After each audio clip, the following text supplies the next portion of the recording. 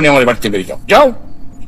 আচ্ছা ঠিক আছে, যাচ্ছি। এই পোলাও রোস্টটা খেয়ে যাই। গত 3 দিন ধরে নুডলস খেতে খেতে আমি বিরক্ত হয়ে গেছি। খবরদার, তুমি একটু কিচ্ছু খাবে না, যাও যাও আমার বাড়িতে বেরিয়ে যাও। আচ্ছা শুধু রোস্টটা খাইয়ে যাচ্ছি। খবরদার, টাচ করবো না, যাও যাও, বেরিয়ে যাও।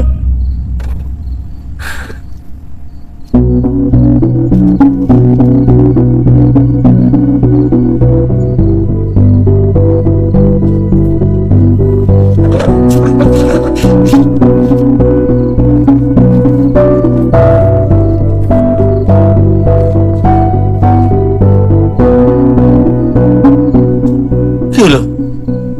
তুই তুই প্লেট ছুঁড়ে মারলি কেন? খাবি না? আমি এই খাবার খাবো না। যেই খাবার আমার স্বামী খেতে পারে নাই সেই খাবার আমার মুখে উঠবে না। তোমরা ওকে অপমান করে খাবার টেবিল থেকে বের করে দিছো, তাকে বাসা থেকে একরকম গলা ধাক্কা দিয়ে বের করে দিছো। মানে কি? তুই তো বললি তোর স্বামীর চরিত্র সমস্যা। না, এই কথা তো আমি বলি নাই, এই কথা তো আপু বলছে। আর তুমি আপুর কথা শুনে ওকে যা তা বলছো। তুমি আমার বাবা, তোমার সম্মান রক্ষার্থে আমি চুপ করেছিলাম। তোমার সাথে আমার স্বামীর সামনে কোন রকম তর্ক করি নাই, কিন্তু আজকে যদি তুমি না হয়ে এখানে অন্য কেউ হইতো, একদম শিক্ষা দিয়ে দিতাম একটা। বুঝলাম না, হঠাৎ করে তো এরকম ফালতু পাগল ছেলেটার জন্য দরদ উতলায় উঠলো। ওই চরিত্রহীন ছেলেটার জন্য তুই বাবার মুখে মুখে কথা বলতেছিস?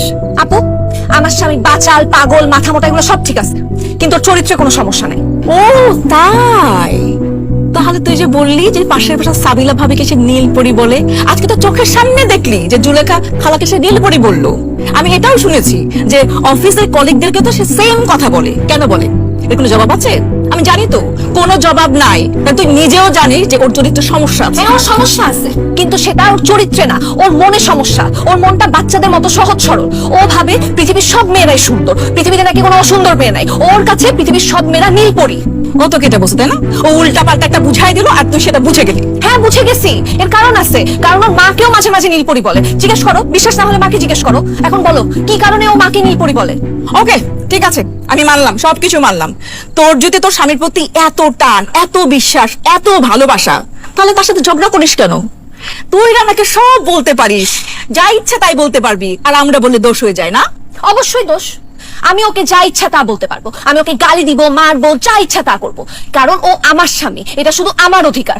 তাই বলে অন্য কেউ ওকে একটা শরীরে টোকা দিবে, এটা তো আমি সহ্য করতে পারবো না, একবারে খুন করে ফেলবো।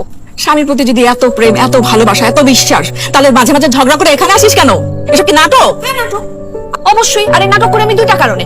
এক হইলো, ওইসব নাটক যদি না করি তাহলে ও লাই পেয়ে যাবে, ওর পাগলামি বাড়ায় দিবে, এই জন্য ওকে হালকা টাইট দেই। আর দুই হলো, ও যে মাঝে মাঝে আমাদের বাসায় আসে ভয় ভয় আমার রাগ ভাঙাইতে, এটা আমার ভালো লাগে, আমি এই সুযোগের অপেক্ষায় থাকি। ওকে, স্বামী তোর, সমস্যা তোর, তোর ভালো মন্দ তুই ভালো বুঝবি, তোদের এসবের মধ্যে আমিও নাই। হ্যাঁ, আমিও চাই না তুমি থাকো আপু। তুমি আমার বড় বোন, তুমি বড় বোনের মতো থাকবা। তুমি আমাকে যেমন ভালোবাসো, তুমি আমার স্বামীকেও ভালোবাসবা। আর ভালোবাসতে না পারলে নো প্রবলেম, কোনো সমস্যা নাই, কিন্তু তাই বলে তুমি ওকে অপমান করবা, সেটা তো আমি সহ্য করবো না। আমি বলে দিচ্ছি আপু, নেক্সট টাইম থেকে তুমি যদি ওর সাথে এমনি কথা বলো, এমনি অপমান করো, এটা কিন্তু খুব খারাপ হবে। দেখ নিতু, এখন কিন্তু তুই বেশি বেশি বলতেছিস। আমি তোর বড় বোন, তুই আমাকে যা ইচ্ছা ছোট করে অপমান করে সব কথা বলতে পারিস না। ও, আর তুমি আমার স্বামীকে অপমান করবা, খাবারের টেবিল থেকে উঠাই দিবা, আমি মিষ্টি করে তোমার সাথে সম্মান দিয়ে কথা বলবো, প্রশ্নই আসে না। মানে তোরা 2 ঘন্টা থামতো। দেখ, চাওয়ার হয়ে গেছে, এখন মাথা ঠান্ডা করে চল খেয়ে নি, তারপরে আলোচনা করি।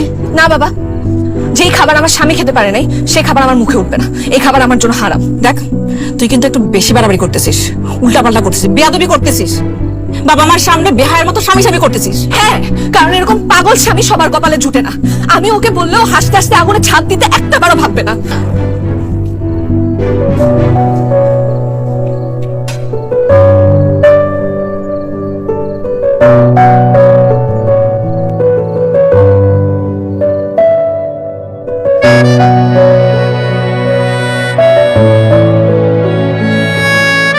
কপাল, এত শখের পোলাও রোজ খেতে পারলাম না, এখন পাউরুটি দিয়ে ডিনার করছি। গ্যাস্ট্রিকের সমস্যাটা না থাকলে এখন হোটেলে গিয়ে পোলাও রোজ খেতে পারতাম।